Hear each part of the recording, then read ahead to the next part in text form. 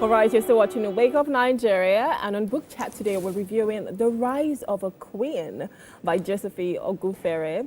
She's an educational consultant with over 17 years of experience and a deep passion for empowering women to rise from obscurity and embrace their full potential.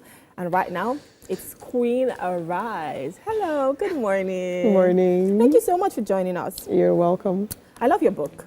Thank you. The title is quite interesting. It says, Queen Arise, take your position on your throne in your palace. Tell us about that. Oh, okay. So it all started when I started to go through life. You know, at some point you go through life when there's no daddy, there's a mommy, but then you just have to be on your toes because she has raised you well, you know. And then the realities of life dawned on me, and I started to fall into depression. I became a shadow of myself. So that once energetic, vibrant girl, all of a sudden started to go down, you know. And so it made me become a shadow of myself. I wasn't confident anymore. And then I was in this valley. It was a very dark place to be. But at some point, thank God for the help of the Holy Spirit, I was actually able to come to terms with my reality. So while I was still down and out, the Holy Spirit kept telling me, you need to arise. You need to pick up the pieces of your life, stop the pity party. And you know, the reason why you've even been through what you've been through, it's because you're going through fire. And the effect of fire is gold. Yeah. When you're done, you. exactly, when you're done with refinement, what happens is that you take your place as a queen. So that once depressed, sad, broke, busted and disgusted girl arose and became the queen that she is today. That is so that's beautiful. what it is. That is beautiful. And I love the fact that you touched on the Holy Spirit, because when I read the book, there was something that really stood out for me. Is the fact that the women here are women from the Bible. Yes. So we're talking about Esther, we're talking about Bathsheba, we're talking about, you know, all of these women. Why did you decide that, you know what, this is the case study I want to use for my book? Okay. Not just maybe women that we know here in Nigeria.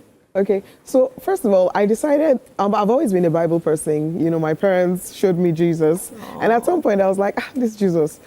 And then I encountered him for myself personally. So it wasn't a case of, oh, daddy told me give your life to Christ. It was now I had a personal relationship. Now, I chose the very bad girls of the Bible. Very bad girls, because somehow I saw myself as a not very good girl. So there was Tamar, prostitute, sleeping with her father-in-law. And at some point, she becomes in the genealogy of Jesus. She's a bad girl, but she became, you know, part of the ancestors. You know, then Esther was not a bad girl, but she was very, very, very withdrawn. So at some point, she had to come to limelight. She had to forget the fact that she didn't have parents. She was very poor. And then she just came there. She had to take responsibility. Of course, there was Rahab. And she had wisdom. She knew how to exactly. move. Yeah. So there was Rahab, the baddest of them all. But she was the one that allowed the spies come, and then she gave them a place.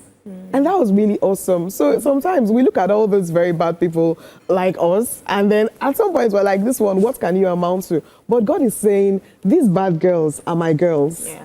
Because what I will do for them is to take them through a process of transformation. And by the time they're done with transformation, they come out as that beautiful butterfly, and then they can, you know, do mighty and great things. So we all come from the place of being a not too good girl, maybe poor, maybe sad, maybe depressed, maybe immoral, but God brings us to that point. We have a common ground where he's not judging us. He's just bringing us to that point, taking us for who we are. And then he just beautifies us and makes us rise as the queen that we become. And so everybody wants to identify with us, but they don't know the story. The story. Oh my God, you are an evangelist, because you just speaking, I can tell that you have a ministry, and, you know, putting all of this into perspective, I'm just like, it's true, right? There's no way you would come out and people cannot relate to you. So sometimes you have to go through this thing so that someone else can see themselves in you and say, you know what, this person went through it and was this, I can go through that as well. And no matter who I am, God still loves me. I'm not being judged. And that is so beautiful. But there's something else. It was Bathsheba's beauty, Mary's moment. You know, why did you have to phrase words like that? Okay, so it was also the inspiration of the Holy Spirit. But Bathsheba's beauty, I phrased it because Bathsheba was very beautiful. but she didn't know she was beautiful.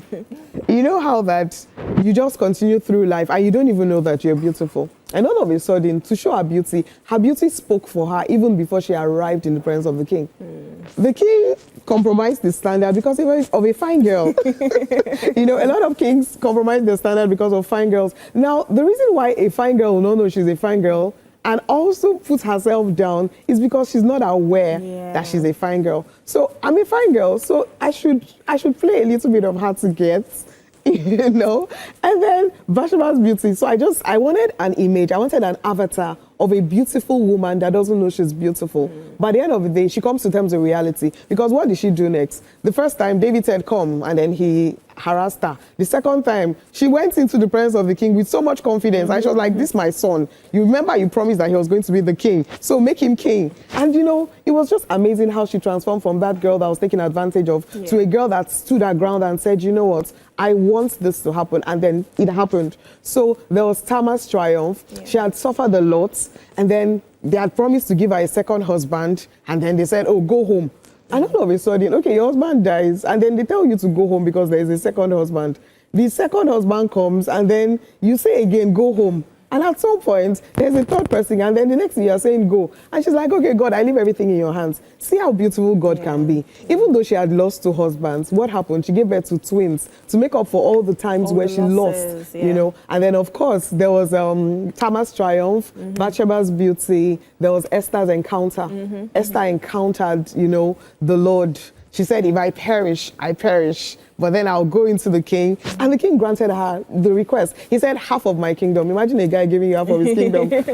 You know, you're rich. You're rich. Exactly. And, you know, just talking about God's love, God's beauty. I love your introduction. It says, isn't it just beautiful to experience God's love at the point where we get to the end of ourselves, where we just can't take it anymore. And that's how God shows up for us. So with this book, what's the message you're trying to give to the people? Okay. Because, I mean, you've used these women from the Bible, but it's something that people in this world can relate with. What is that message? Okay, so if you notice, I use people of the Bible because I wanted everybody to see that the people in the past still live our lives.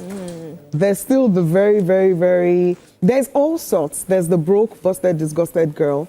But then there's me living in this age, and at some point I'm broke and I can't even afford, you know, necessities. But I'm saying, God is saying, you can actually afford your necessities if you just put yourself on your throne.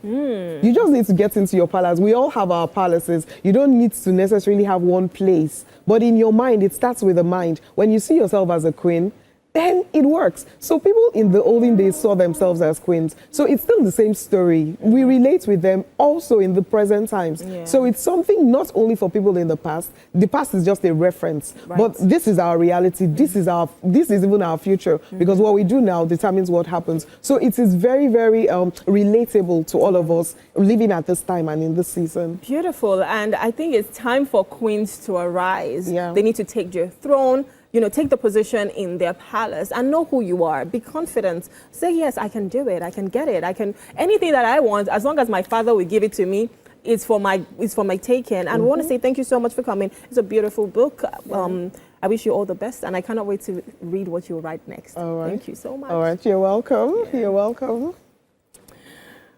All right, we're going to short break, but there's still so much more on Wake Up Nigeria. See you after this.